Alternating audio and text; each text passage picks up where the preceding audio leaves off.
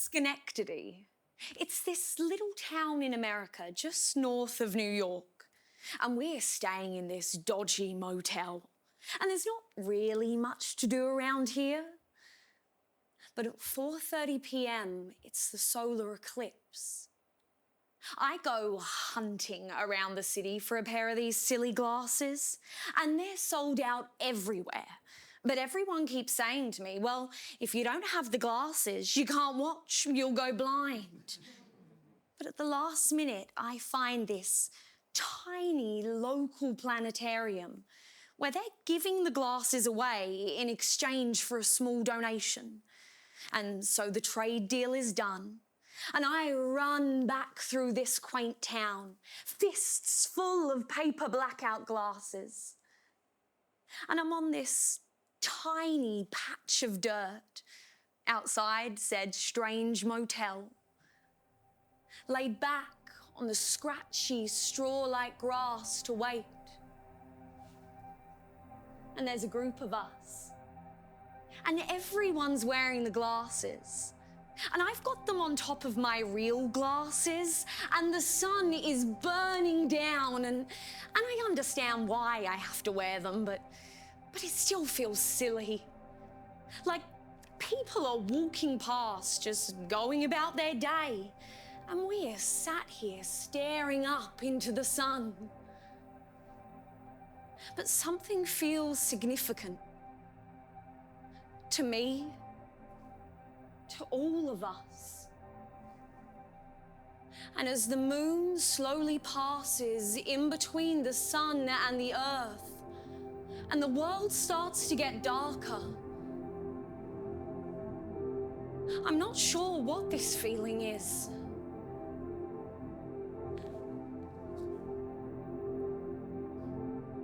Do you know that moment when you suddenly realize the vastness of the universe?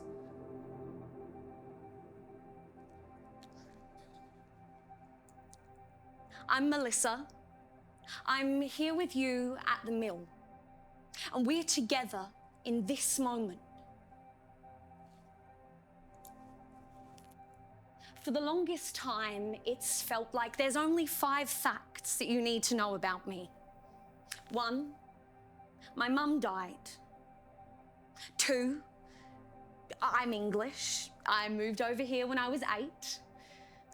3, I have curly hair and blue eyes. 4, I used to play hockey. And 5, my mum passed away after battling cancer. Like, the loss became this dominant, defining characteristic in my identity, almost the core of my personality. My mum's death irrevocably altered who I was and who I'll become. A motherless daughter. And I want to tell you that story. Now I'm in Adelaide. Well, I'm in Tea Tree Gully. I'm in the middle of a very quiet neighbourhood. During the day, there's always dog walkers and babies being pushed in prams and a few kids being terrors on BMX bikes. But at night, it's quiet and still, and maybe a little bit lonely. I'm on top of this big hill, and there's a little creek at the bottom, but as you make your way up to the top, there's just a few trees dotted around and daisies pushing their way up. And at 2 a.m, there's going to be a meteor shower. Or a storm. I'm not sure what it's called. There was a group of us. We all started at the pub, and we did that thing where the night starts too early and everyone's messy, and it's one of those nights where everyone just dissipates. And I'm asking around and no one else wants to see it anymore. Or they have work in the morning, or they just can't commit. And I think, I don't need to sit in the pitch black, in the cold by choice. So maybe I won't. But at the last minute, I slip away from the pub and I wander out here anyway, to the hill. It's a clear sky and I'm far enough away from the city lights. They say to give your eyes 30 minutes to adjust. I'm a bit early, but there's no harm in that. And maybe it's because I'm on my own or it's the middle of the night, but it feels a little less absurd than that solar eclipse. When I was a kid, I was desperate to see a shooting star. And my mum, she took me out to this field near us and it probably wasn't even that late. I mean, we could still see the city lights. And I think back now and it probably wasn't a shooting star. It's got to be a satellite or maybe even a plane. But we both made a wish. And I'm not sure what Mum wished for. And I don't know shit about stars.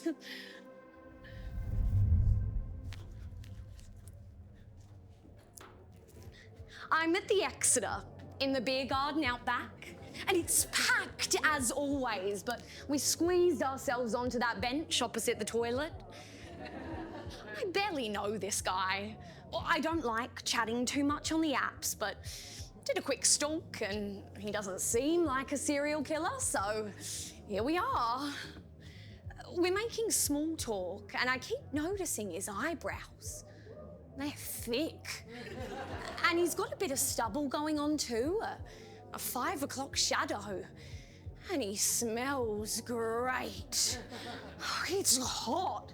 Like, this beer garden is a sauna and I'm sweating. Like highbrow guy is cute, the conversation is fine, but all I'm thinking about are the growing pit stains under my armpits. Like why the fuck did I wear grey?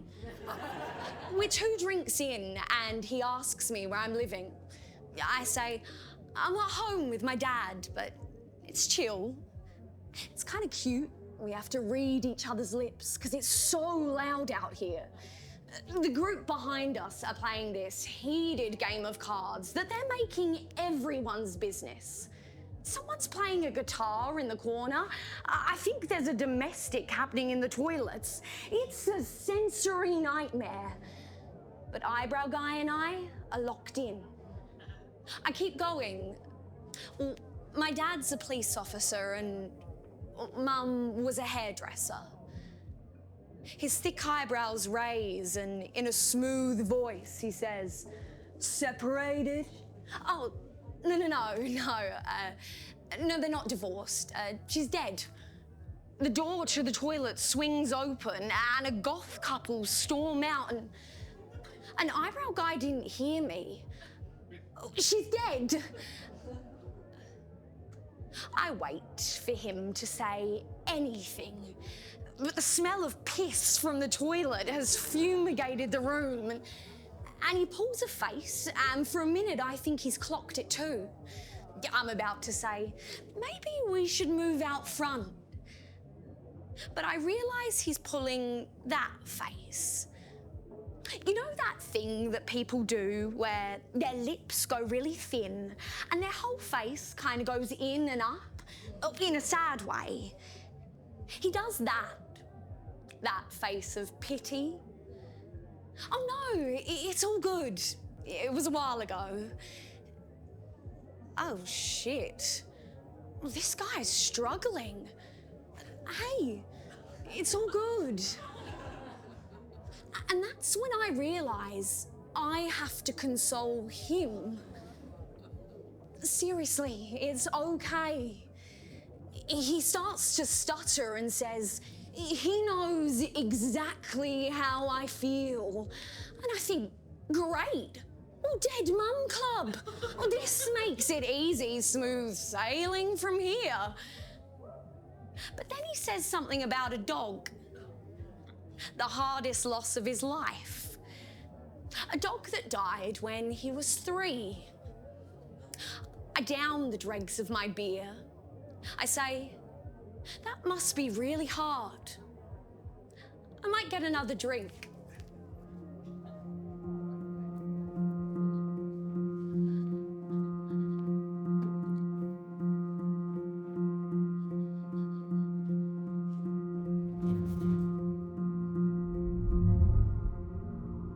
My brother and I are called to the kitchen. Mum and Dad sit at the kitchen table. Sorry. This is probably confusing. This story is pieced together like an awkward mosaic. So, yeah.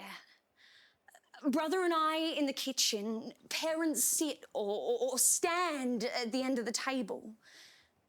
We know something's wrong. Do you want to know what's happening? They ask us. A nice sentiment, but obviously we do. There are these gaps in my memory. Conversations that I almost remember, but I have no clue where or when they happened. And this moment here, awkwardly gathered around the kitchen table, is one of them. I didn't even remember it. My brother did.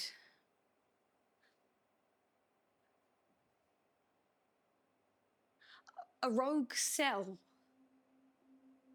A melanoma. What do you say to that?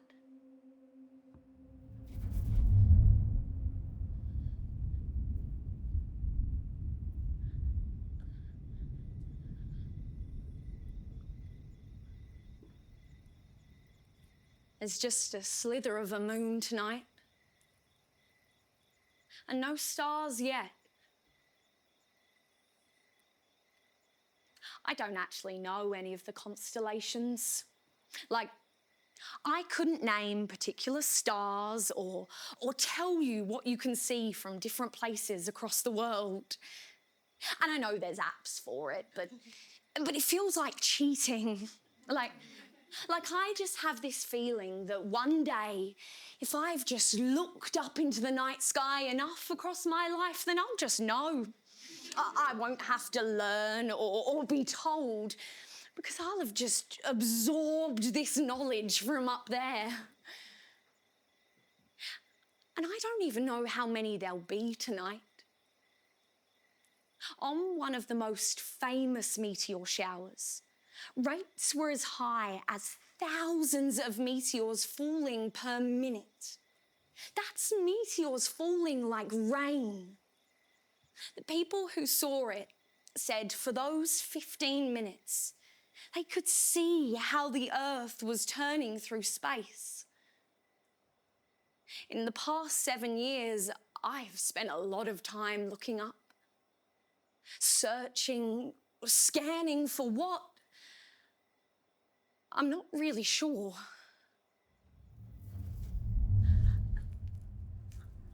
I've wanted my helix pierced for years. Like, I get the impulse, but then I've got to think about it. But Mum decides she wants to take me, and she's insistent that we do it now, like there's no time to waste. Before we go, Mum's draining her bag. There's no telling how long it'll take to fill up again, and we want to avoid changing it in a public bathroom. Like, she won't have clean tubes or antiseptic wipes, and I don't know how to help. I pack the wheelchair in the car. I haven't done it before, but I get it right first time. And I help Mum down the steps from the house, and she leans on me, scooches in. I drive slowly, No matter how many years it's been since you passed your driving test, parents love to critique. But we get there in one piece, and I get out the wheelchair and Mum scooches out and drops in. And it's the first time I've pushed the wheelchair. Essential Beauty is next to Target, deep in the shopping centre, and so I'm pushing for a while. My cheeks are red. I'm keeping my head down, but it still feels like everyone's eyes are on us. Jade is covered in piercings. Like, she has those ones in her cheeks that just the thought of make my stomach flip. And she's still being trained. So the manager is hovering over saying, "Remember to clean the gun," and "No, don't put that there." And I'm on the table when I see Mum check her bag. She doesn't see me looking, but I know it's got to be getting full when she says, "How much longer do you think it'll be?" I go to say, "Mum, we can," but Jade fires the gun, and with a pop, there's this heat in my ear. It feels like fire spreading. I'm queasy as we pay, as we buy that piercing spray that I swear we have at home, but I guess I'll buy another just in case. And I start pushing Mum again. She quietly asks to go a little faster. Gotta get home. And I feel like I'm running. My eyes are misty and my ear is red, and I don't want us to be in view anymore. I help Mum scooch again. Pack the wheelchair in the car, but I don't get it right, and I have to do it 3 times. I drive quickly. It feels like my ear has a heartbeat. It's only when we get home that I realise I've been holding my breath. I try to breathe.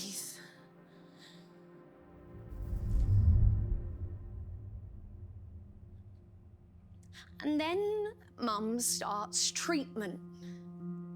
And she doesn't want to see too many people, so spends her days at home. And it's uni break, so I'm here too. I sit in the armchair while she's curled up on the sofa. Early afternoon TV is the best.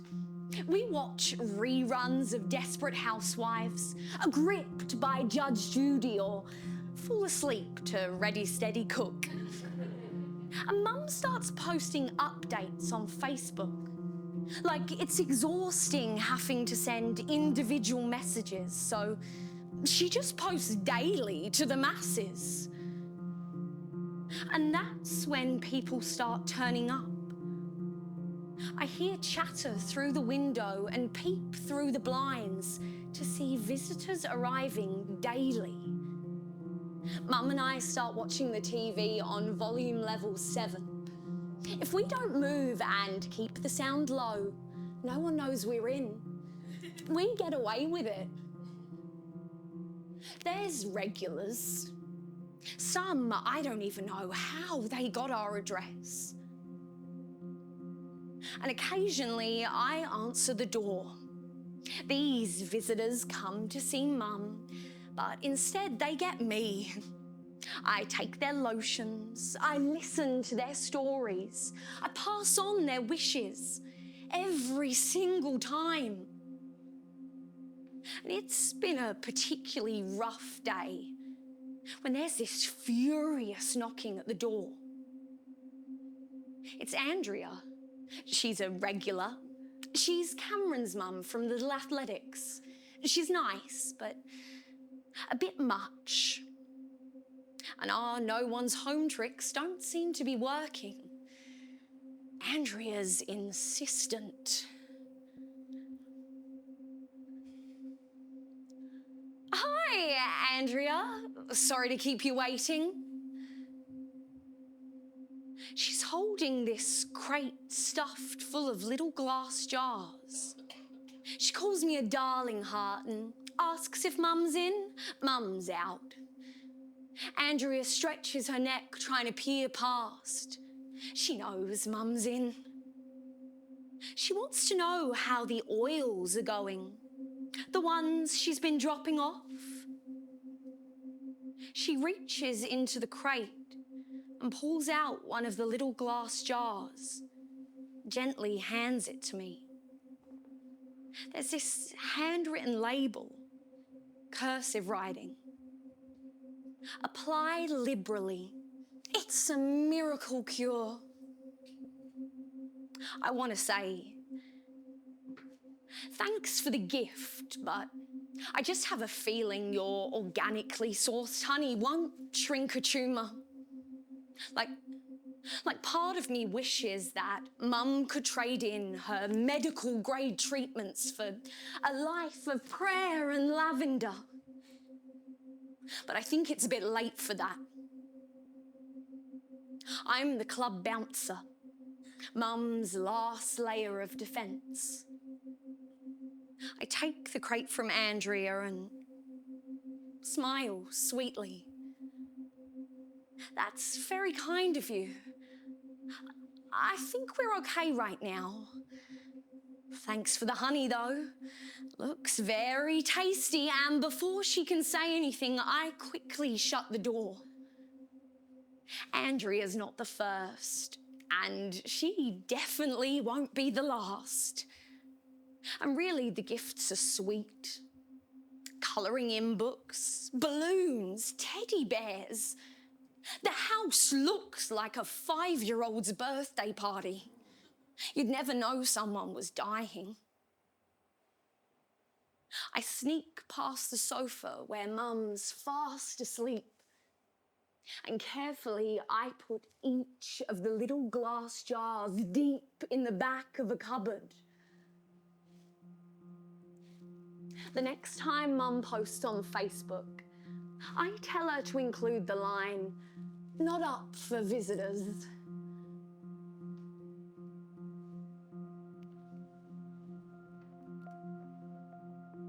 We've been living in the dark for a while now. All the lights off, the blinds down, and Mum covered head to toe.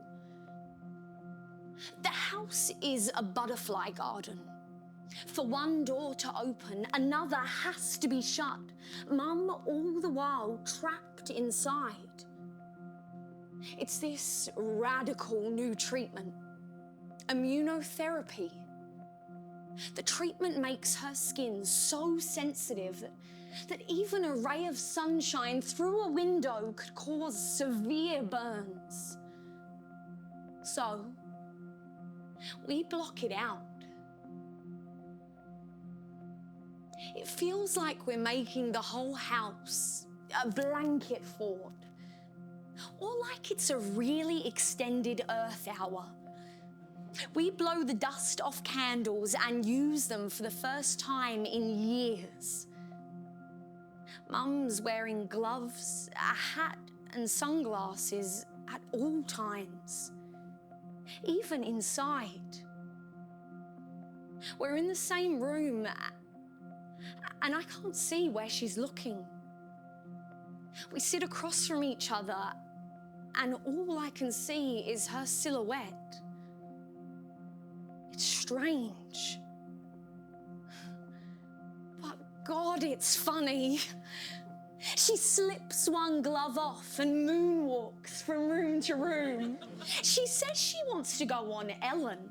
Spread the word about this radical new treatment. And all I want is to crack a blind. And then it's second last Christmas. Last year was supposed to be last Christmas, but surprise, Mum's still here. So we've got one more. Last year we went big. We bought expensive crackers. We made a cheese board. We even had a turducken. In comparison, This year, things feel kind of normal. Like, the cancer's become such a part of life now that we almost don't notice it. We have our standard Christmas lunch. We all wear those paper crowns from the crackers. We give gifts. We play a board game. We argue. Everyone's a bit drunk and too full, and eventually everyone falls asleep. Except me. I can't stop looking at my mum. Like, surely we're only this lucky once. We can't have third last Christmas. Lasts aren't supposed to work like that. Her paper crown still on her head as she drifts off. I try not to think like this.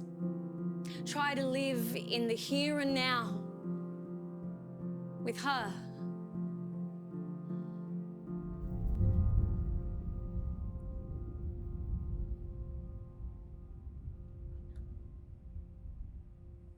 To be honest, I don't actually remember how this happened. Another gap. But I'll tell you what I do know. I caught the bus home from uni, and Dad picked me up. At some point in the 7-minute car ride from Tea Tree Plaza to our house, I'm told Mum has died. I get home and the whole family's already there. I'm late to the party. The table's still stacked with jars of honey and lotion that seem irrelevant now. I don't know what I said. I think I cried. Well, I know I cried. And I think I went to bed after that. And maybe I went to uni the next day.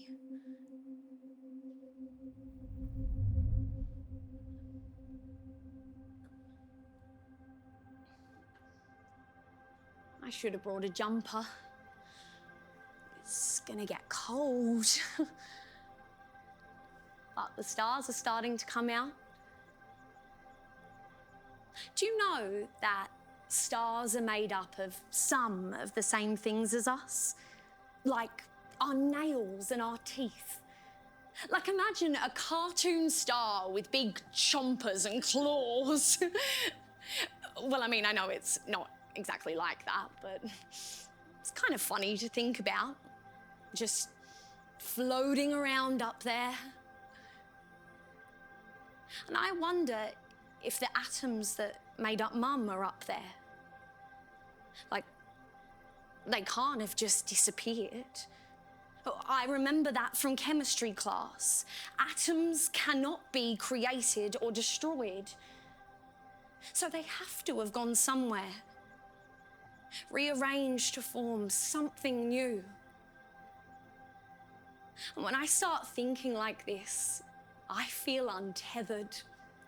Like, I can't feel the grass beneath me, like I'm orbiting far above anyone else.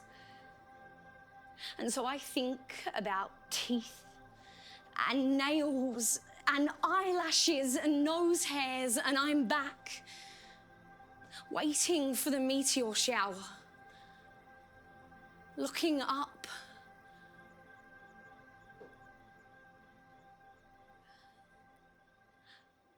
And I'm going to talk about the funeral now. And I think this is probably the hardest bit for me, but probably why it's one of the strongest memories.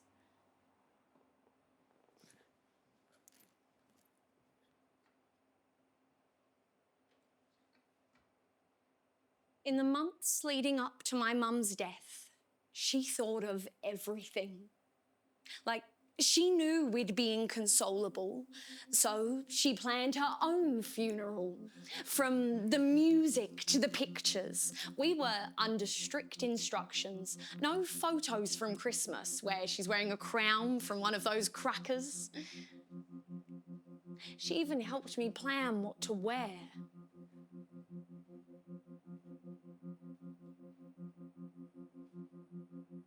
My dad, brother and I are stood outside the funeral home. Hundreds of people are turning up. People I've never met. These whole parts of her life that I didn't even know existed. And my dad disappears inside, and my brother and I don't know whether to follow. We've never been to a funeral before. I reach into my pocket and clasp the wet, snotty tissues inside. I hope I brought enough. Guests are being ushered in, but still my brother and I stand out the front, frozen and silent. Shall we? I say. Eventually, we're the only ones left. Neither of us speak. There's nothing to say. We sniffle and grit our teeth. I hope we can get through this. The funeral director comes running. Your dad was supposed to grab you. Come on in. He must have got distracted. And my brother and I walk up the aisle feeling eyes from every direction. Neither of us look straight ahead. If I see the coffin, it's real. No take-backs, no alternate endings. There's a slideshow of pictures playing that I watch once and then can't again. And instead, I focus on the waterfall behind the coffin. I can barely hear the speeches as I choke on my tears, forcing myself to keep looking at the waterfall. It's beautiful. And there's this little garden behind the waterfall and it almost feels like a rainforest. I didn't bring enough tissues. Mine are falling apart. They're soggy and ripped, and it takes everything for me not to let out an audible sob. I'm glad I'm not doing a speech. I don't want to hear these songs ever again. And then the funeral finishes and we're led to do this loop around the coffin and we have to queue up and it's the closest I've been. I'm not sure I like it.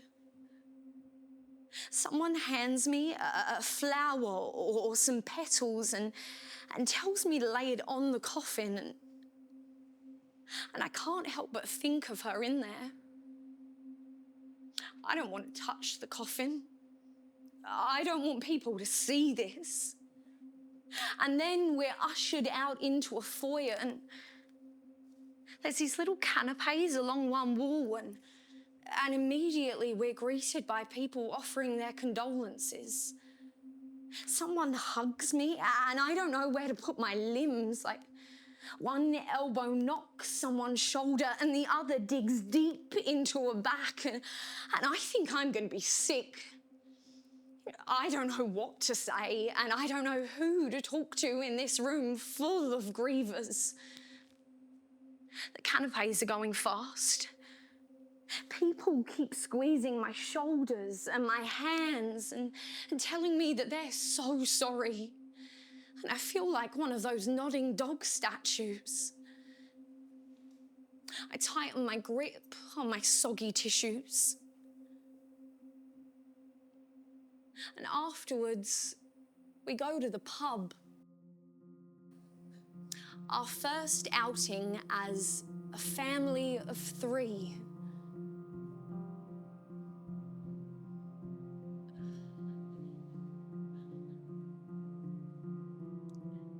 And I think the most annoying bit is the Tupperware. Like everyone knows how hard it is to keep track of your own. It's a precious commodity. And yet, in the months post-Mum's death, I'm left with easily 20 different families' Tupperware. And there's no label. And somehow, in my grief-stricken state, I'm supposed to remember whose is whose and give it back to them. Just for another lasagna to turn up at the door and the cycle begins again.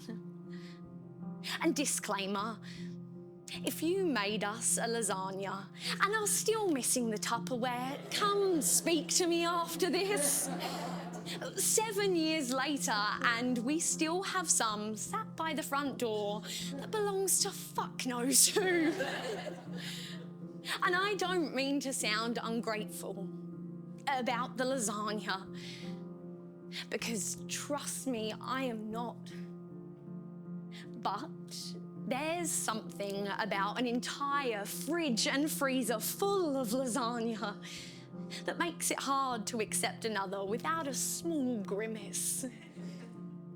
And there's this concept of the lasagna of sadness, therapy through cheese and mincemeat, the power of the grief lasagna. Whatever you want to call it, the Pullinger family ate it. And it almost became the best inside joke in our household. Like, other emotions were allowed to be put on pause because, don't worry, the neighbours have just shown up with another lasagna.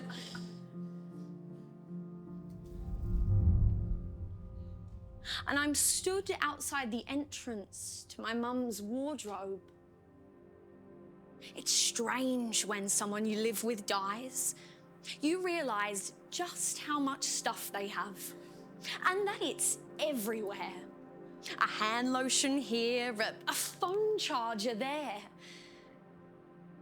And I've been putting off the wardrobe. I don't want to get it wrong. Throw something away and then years later have a vivid memory and remember why it's important.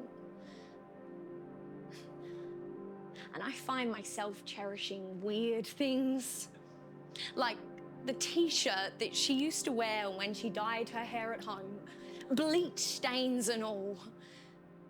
And my dad talks sense into me, but it takes everything for me not to reach back into that bin bag and sneak it to my room. I smell her dressing gown. I read somewhere that it's supposed to hold a dead relative's scent, but I can't really smell anything.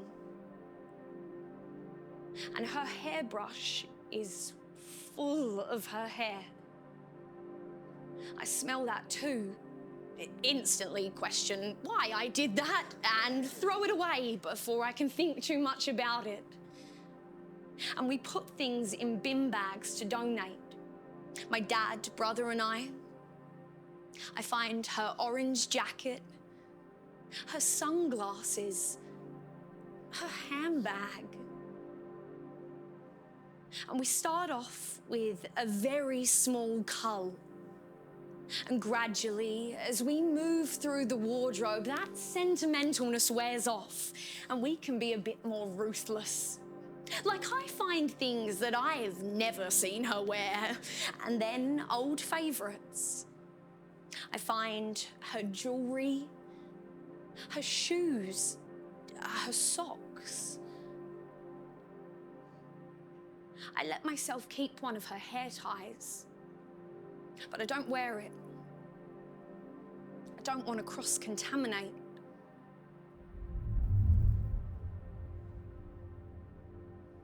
And then I try counselling. There's that awkward period of trying on counsellors. Like, I do this phone session with a free one from uni, and it feels like she's learning on the fly. Like, I do this big spiel to which she says nothing, and then the line disconnects and I'm thrown back into the world. And she sends a follow-up text saying she's busy for the next 2 months, but I could book in after that. I text back, thanks for the session. I'll see how I go. And a month later, and I am not going good. And so I reach out to a new clinic. When I have my first proper counselling session, I think I'll be paired with this comforting, softly spoken woman with 2 kids. I'm thinking, Teresa. She wears open-toe shoes. She moisturises. She looks good for her age.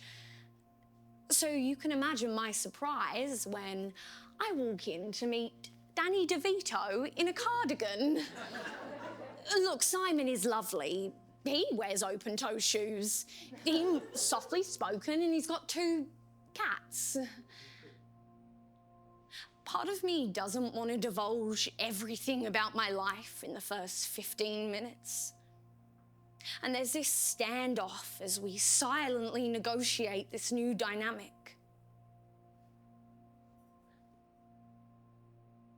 His office is dingy. There's these peeling posters and bookshelves full of titles that I can't quite make out.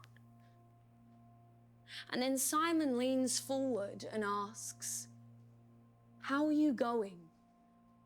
Really? He doesn't sound like Danny DeVito. His voice doesn't match his face. It's kind of endearing. I had a script I was going to stick to. Session 1, surface level, with the facts. Nod when I need to, introduce the characters, outline the plot, brief summary, quick Q&A, and see you next week. But Simon interrupts my brief synopsis with a breathing exercise. Okay. I can breathe. In, out. In, out. Let's go back, he says. Break it down for me.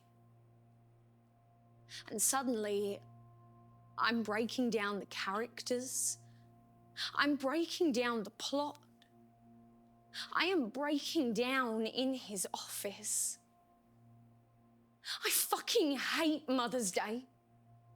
Like I'm at the shops, buying Maltesers for myself. I've avoided the card displays. I've done well.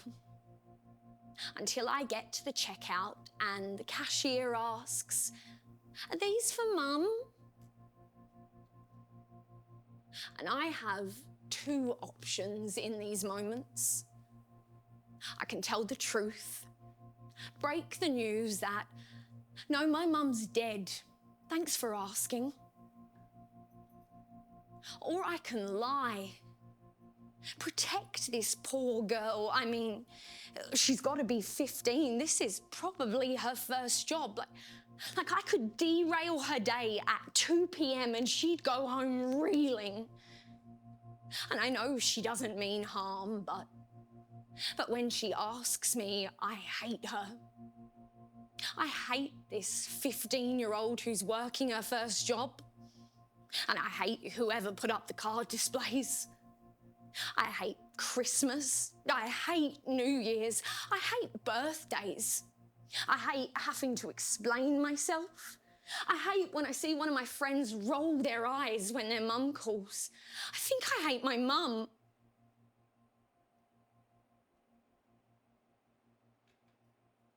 I take that back.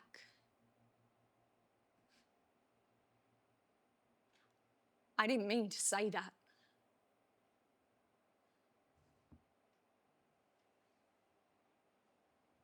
I've gone really off script. And maybe it's because I'm in a comfortable chair or it's the smell of sandalwood and bergamot.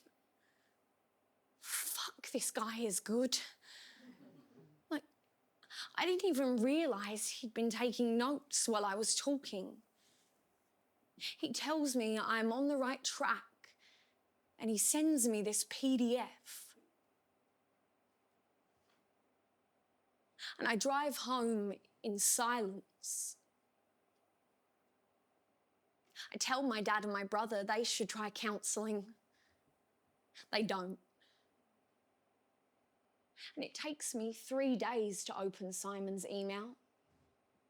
Things mentally strong people do. It's this weird little infographic PDF with cartoon birds on it. He tells me to pick 3 points a day to focus on and signs the email off with, "Don't forget to breathe."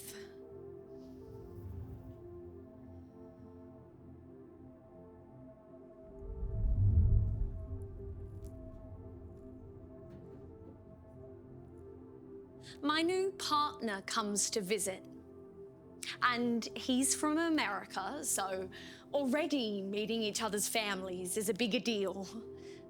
Like, we spend the first 9 months of our relationship having never met each other's people, the ones who made us who we are now. When I'm in Alabama and I meet his family, I'm shocked at the size. Grandparents and cousins and aunts and uncles all running around the family home. I'm used to being one of 3. And it's strange having to describe my mum. Like, how do you possibly describe the most important person from your childhood to the current most important person in your life? No words do it justice. I tell him she was funny. I tell him she was shy, but had the loudest laugh in the room. But it bears no weight. They're just words. He'll never meet her, and I'll never be able to ask my mum what she thinks of him. He doesn't know that the loss of my mum used to be one of the first facts that you'd learn about me, and that it would come up multiple times. Now, I like to think it had come up once, and maybe at third. Like if I had to give 5 facts, I think it'd be: 1, I'm originally from England, but I think I'm an Aussie now. 2, I have curly hair and blue eyes. 3, my mum died 7 years ago.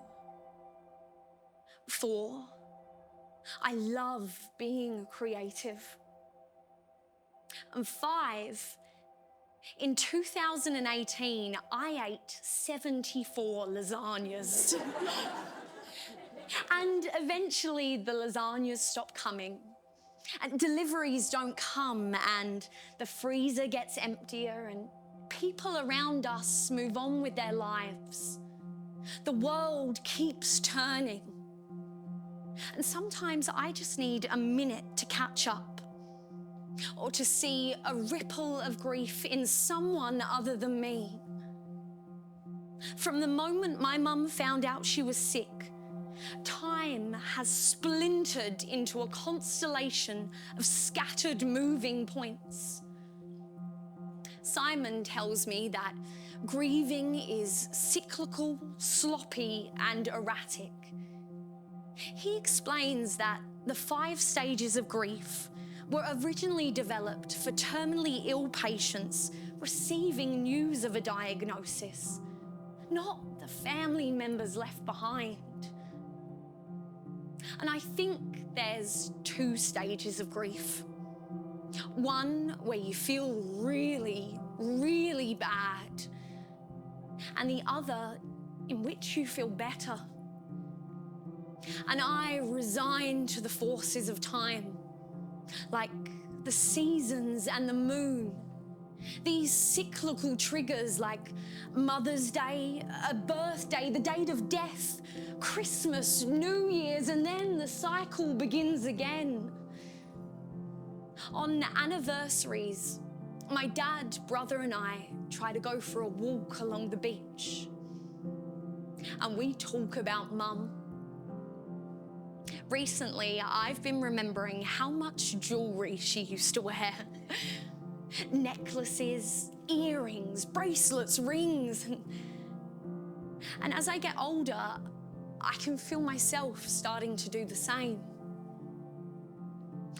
Like I could lay in my room and hear her pottering around the house, just jingling. Like she'd walk down the hallway and I knew it was her, not because of the sound of her footsteps, but because of this twinkle-like clinkering that followed her.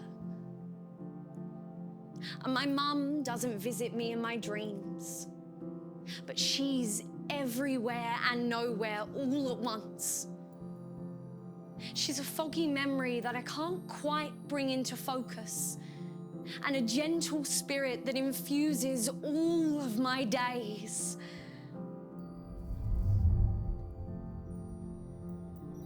And I'm back on the hill. I feel the grass beneath me. And if I squint, I can see tiny sparkles of city lights in the distance. For a meteor shower, they say not to focus on a specific constellation and to instead take in the whole sky. So I unfocus my eyes, let my periphery ease in. It feels like the stars are getting brighter, but that can't be possible. Once, when my mum was heading out to treatment, she called me over and she said, "When I die, look up and I'll be the brightest star in the sky." And so I look up.